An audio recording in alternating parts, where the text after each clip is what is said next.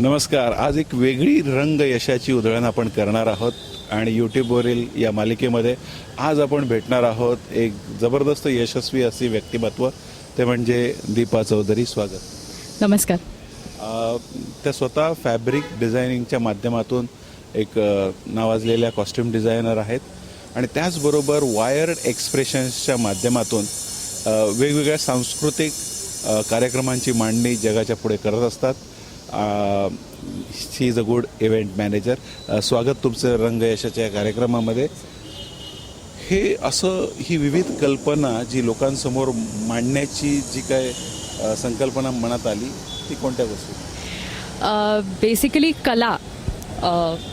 कलेशी रिलेटेड काहीतरी करायचं हे पॅशन आधीपासून वेगळ्या वेगळ्या जॉनरमधून वेगळ्या वेगळ्या करिअर बॅकग्राऊंडमधून मी ॲक्च्युली इथे एंटर केलं आहे. मिडल एजला या फील्डमध्ये एंट्री घेतली आहे. This is not been right from the beginning. मी कॉर्पोरेट सेक्टरमध्ये माझं वर्क प्रोफाईल झालेलं आहे. I use to do a job, पण something that I wanted to have my own आणि त्या पॅशनमध्ये. आणि मग स्वतःचं म्हणून असं काय तर कलाविश्व हे पॅशन माझं आधीपासून होतं. आणि मग त्या पॅशनच्या ह्याच्याकडे की कलेशी निगडीत काहीतरी सतत करत राहणं. त्यामुळे मी जेव्हा जॉब करत होते तेव्हाही माझं कलेशी निगडीत काहीतरी कार्यक्रम करणं, स्वतः डान्स परफॉर्मन्सेस करणं, ॲक्टिंग करणं, असं छोटं मोठं स्टेज परफॉर्मन्सेस वगैरे चालू राहायचे. मी माझे कलिग वायर्ड एक्सप्रेशन्समध्ये जे आम्ही एक कंपनी सेटअप आता केलेलं आहे, तिघांचाही आमचा जो कॉमन इंटरेस्ट होता की कला आणि कलेशी रिलेटेड काहीतरी, त्याच्यातनं हे वायर्ड एक्सप्रेशन्स म्हणून एक आम्ही सेटअप सुरू केलं. Our tagline very appropriately says that we connect artist soul with the common mind. की कला हे एक असं आर्ट फॉर्म आहे, और रादर हे कला हे वेगळ्या वेगळ्या माध्यमातून सादर होते. मग त्याला आपण कविता म्हणू, म्हणजे लिटरेचर म्हणू, किंवा मग आपण त्याला आपण ड्रामा म्हणजे ड्रामा इंडस्ट्री म्हणजे नाटक म्हणू, सिनेमा म्हणू, अगदी चित्रकला म्हणू, आपण स्कल्पचर्स म्हणून, असं वेगळ्या वेगळ्या माध्यमातून कला सादर होते. त्याला कलेला कुठलं बंधन नाही आहे की इथेच ते सादर करता येईल किंवा अशाच स्वरूपात सादर करता येईल. त्यामुळे आमचं हे इव्हेंट मॅनेजमेंट जे आहे ते आम्ही टिपिकल कॉर्पोरेट किंवा वेडिंग प्लॅनिंग वगैरे असे आमचे कार्यक्रम नसतात. आम्ही वेगळे वेगळे प्लॅटफॉर्म घेतो कलेचे आणि त्याला आम्ही जनमानसापर्यंत पोहोचवतोय. जसं आमचा पहिला कार्यक्रम जो झाला ते एक आर्ट एक्झिबिशन होतं, अगदी वेगळ्या पद्धतीचं आर्ट एक्झिबिशन. आणि डाऊन सेंट्रल एरियामध्ये, डोंबिवलीसारख्या एरियामध्ये गव्हर्नमेंटच्या सपोर्टने अर्थात बालभवन येथे आम्ही 2 दिवसाचा आर्ट शो केला होता. 25 असे नवोदित आर्टिस्ट आम्ही घेतले होते चित्रकलेचे, की त्यांचं कॅनव्हास पेंटिंग, पोर्ट्रेट पेंटिंग असे वेगळ्या वेगळ्या विभागातले. आणि प्रचंड प्रतिसाद त्या संकल्पनेला आला. ती सगळ्यात पहिली संकल्पना डोंबिवलीमध्ये अशी काहीतरी रुजू होत होती डाऊन सेंट्रल साईडला. त्या 25 जणांनाही त्या गोष्टीचा इतका उपयोग झाला, कारण ते नवोदित होते. सगळ्यांनाच उठून आर्ट गॅलरी गाठता येत नाही मुंबईत जाऊन, त्याची गणितही कमर्शियल वेगळी असतात. असा एक कॉमन उद्देश घेऊन आम्ही असे उपक्रम राबवत असतो. आर्ट एक्झिबिशन झाल्यानंतर आम्ही कला म्हणून दुसरं काय असू शकतं तर कविता हे खूप सुंदर माध्यम आहे आपले विचार मांडण्याचं.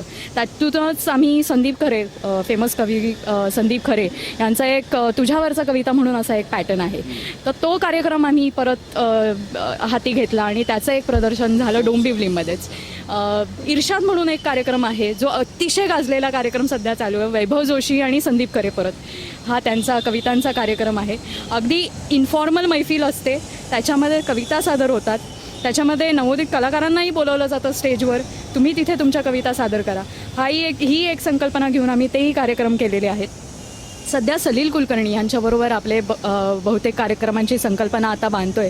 आणि सांगायला खूप आनंद वाटतो की आता पावसाळा जिथे आता सुरू झाला असं आपण म्हणू, म्हणजे कालपासून पाऊस पडतोय थोड्या अंतराने. आम्ही पावसाळ्यासाठी म्हणून एक स्पेशल एक कंटेंट लवकरच घेऊन येतोय. जून एंडला आम्ही तो डिक्लेअर करतोय आणि महाराष्ट्रभर त्याचे परफॉर्मन्सेस आणि त्याचे शोज होणार आहेत. डिक्लेरेशन झाल्यावर आम्ही फेसबुकवर असतोच, तिथेही तुम्हाला त्याची माहिती मिळेल. असे वेगळे वेगळे उपक्रम आपले असतात. नाटक क्षेत्रातही आपण नाटकाला उचल देणं, की एखादं नाटक, नाटकाची संहिता आणि नाटकाचं कंटेंट, कलाकार ह्यांना जास्तीत जास्त जनमानसांपर्यंत कसं पोचवावं.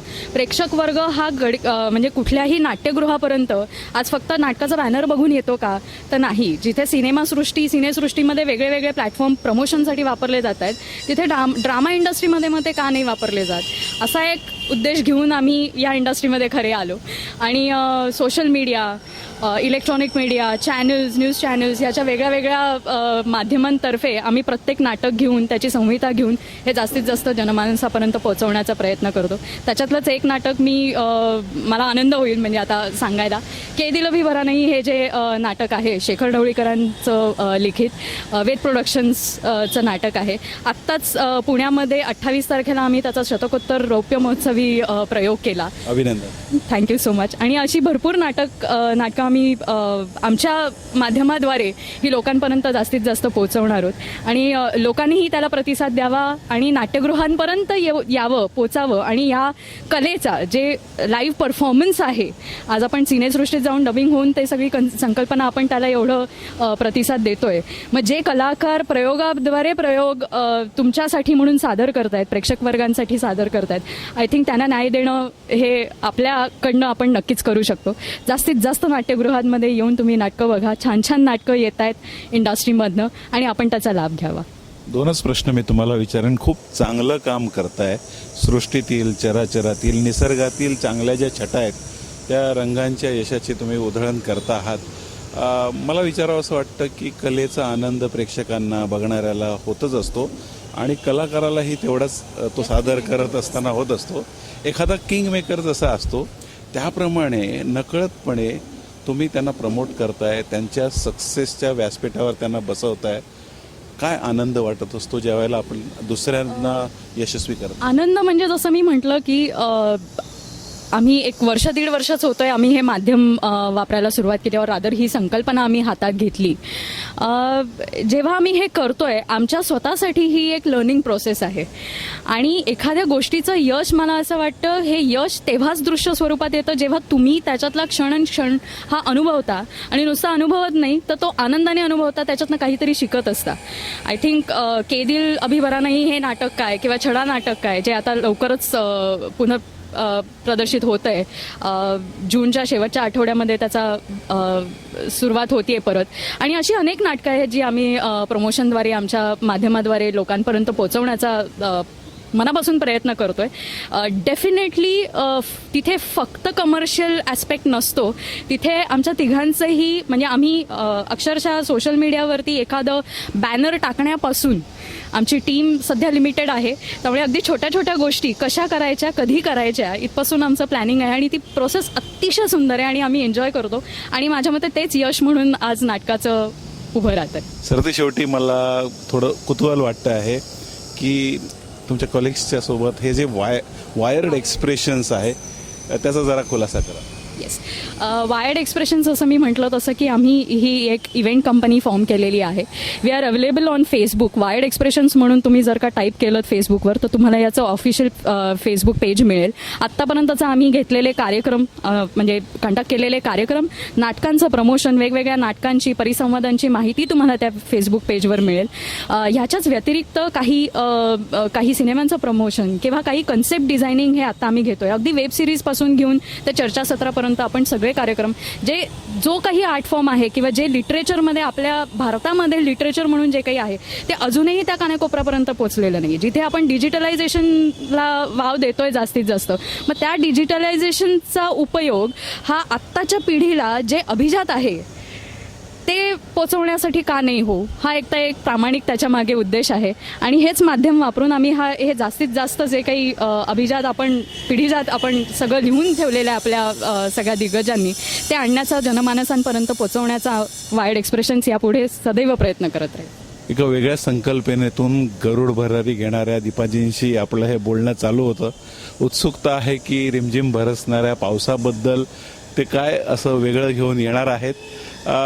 ही मुलाखत अशीच चालू राहावी अशी वाटत होती, पण कारण केदीला भी भरा नाही है, पण कुठेतरी थांबवायचं आहे आपल्याला आणि तुम्ही वेळ काढला आणि यशाचा मंत्र दिलात त्याबद्दल विशेष आभार.